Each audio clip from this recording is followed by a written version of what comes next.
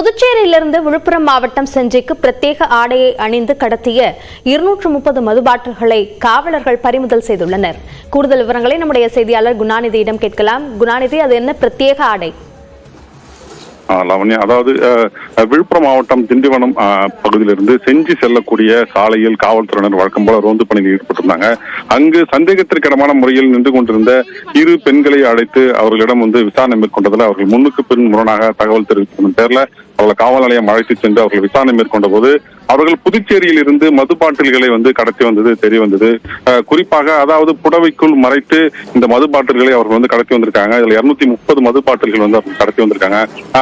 அதாவது குறிப்பாக பாத்தீங்கன்னாக்கா, அதாவது புடவைக்குள் பேண்ட் போல ஒரு ஆடையை ஏற்படுத்தி அதில் சிறு சிறு பாக்கெட்டுகளை அமைத்து அதனூடாக அந்த மது பாட்டில்களை அவர்கள் அடுக்கி இந்த கடத்தலில் ஈடுபட்டது தெரிய வந்தது. தொடர்ந்து பாத்தீங்கன்னா விழுப்புரம் மாவட்டத்துல புதுச்சேரியில் இருந்து கடத்தி வரக்கூடிய மது பாட்டில்கள் தொடர்ந்து காவல்துறை பறிமுதல் செய்தாங்க.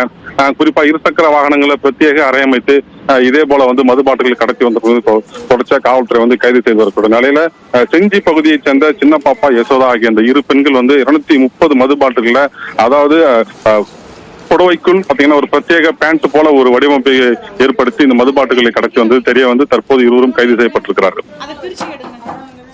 மது பாட்டில்கள் கடத்தல் குறித்த விரிவான விவரங்களுக்கு நன்றி குணாநிதி.